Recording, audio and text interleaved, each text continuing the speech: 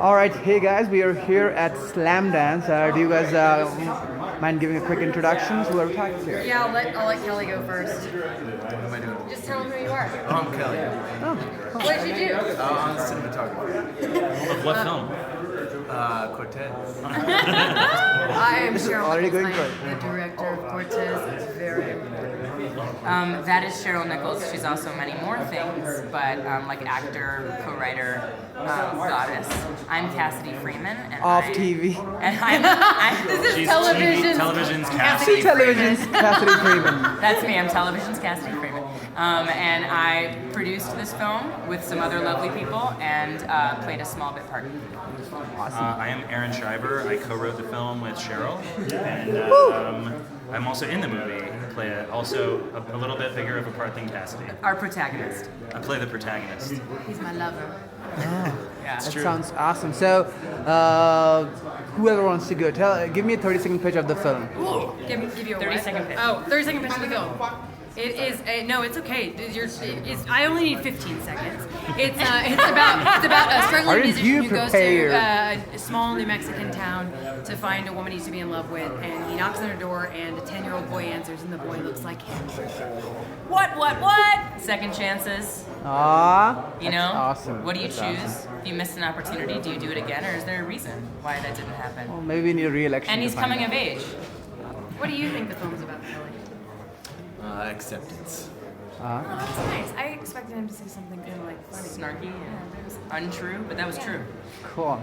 I think, and that this is way over 15 seconds now, but I think that that it's a movie about a 15 guy, seconds each, so. a guy, a guy who really wants to say he's sorry, but his ego is a little too big to quite make it happen.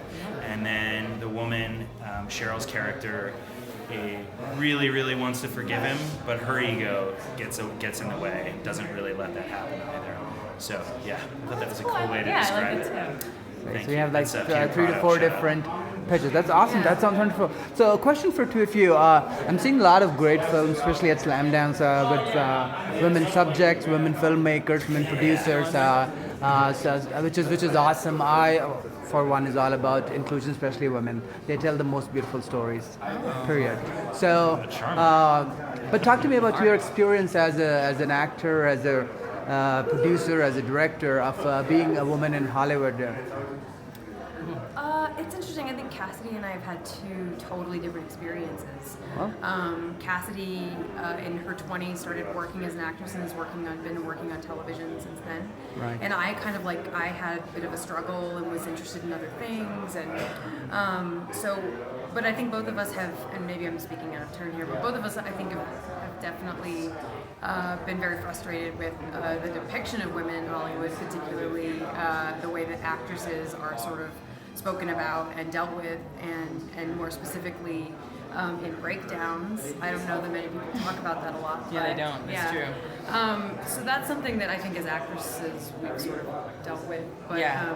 It's like we need a woman who can kung fu fight, but is really pretty, but is kind of like a guy's girl, and is a tomboy, but also wears red lipstick. And then the male part is like a Seth Rogen type, and you're like, that doesn't really suit me then. Those expectations are a little out of whack. But for me, in terms of like women in film and women playing different roles than just the actor, like as the producer, as a director, Exactly, that's what yeah, I think that there are two sides of this, right? There's a side of me that says, why are we so different, right? There are films that are based about women, there are women's stories, but there's also just a female perspective. And that perspective, I think, is just as important and just as about as many things as a male perspective. Right. Conversely, the other side of that, there's another side of me that says, well, the reason why we still have to fight, the reason why we have women in film, the reason why we have, talks about it and panels about it is because it is still so uneven, the number of female directors and producers. And I wish that those doors would open a little quicker, but I think they are opening, and I'm happy to be here to represent those doors opening with the two of us here, along with our male compatriots that have just as important and amazing things to say. And so CORTEZ is a film with a male protagonist, but it's told, because I am a woman and I don't have any other perspective, it's told from a female perspective. So I think that comes down to like the editing and everything. I think it's a very different kind of story, and I think it's a very different male protagonist looking for his, dealing with his ego, looking for himself. I think it's a different sort of take on that. So I'm excited to see how people sort of receive that, and I'm gonna let Arron talk. Yeah, and I would just add also, this is something that Cheryl probably wouldn't tell you. She's kind of maybe, I don't know. She actually used her actual female parts to direct the movie, to press record and do all that stuff. And actually, they gave the actual direction. I'm sorry, I had to do it. So in that way, like it's actually like difficult to direct as a female because it's easier to point with a penis. But when you sort of like allow yourself to see your internal, like the way that you can accept something inside of you, that's actually really like how you can properly sort of like direct as a woman. So like that's. Thank you for reminding me. Yeah, But, totally. That's mine. It's nice. It's nice that it's nice that the doors are opening. I'm glad that people are aware of the doors opening. I wish they were opening faster, but that will come with time.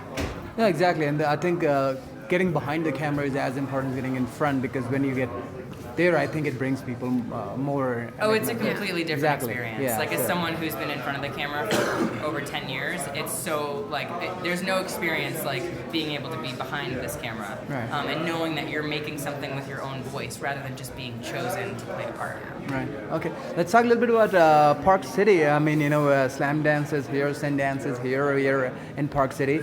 Tell me if you guys have been here. Is it your first time, second time, 10th time, whatever? And what's your most favorite memory of this city? Kelly, you want to go? Yeah. Talk about being in Park City for the first time. I'm just mostly excited about this little mic. That's in memory. That's your favorite part. It's cool. It's nuts. Like somebody was talking about how they love coming to Sundance, because my friend Adam was talking about how he loves coming to Sundance because it's just a bunch of people talking about movies. And I was nervous because I'm not always that great. I don't love going to industry things, but it has actually been great.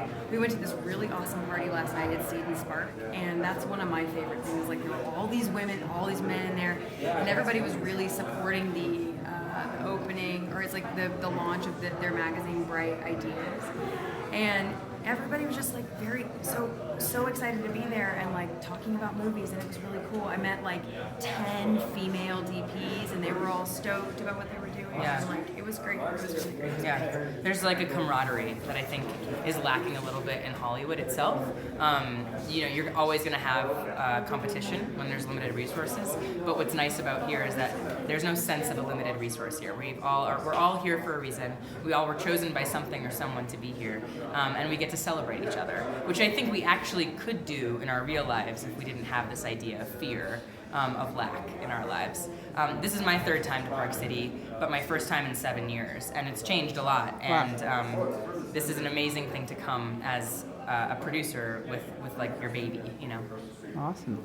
My actual baby was here. He's in the film, and CORTEZ is also my baby. I think the thing that I'm and I'll kind of steal this from Cassidy a little bit because she said it as well. But I think the thing that I'm most sort of stoked about this week is that we all got to get together and be a family again for a little while. And the experience of making the movie for a few weeks was like really special. And so we all got to get back together. We like got the band back together. And I'm just really, really proud of these people. And I'm so glad that they're all here. And we're all here to share it together. Kelly's saying stuff over there.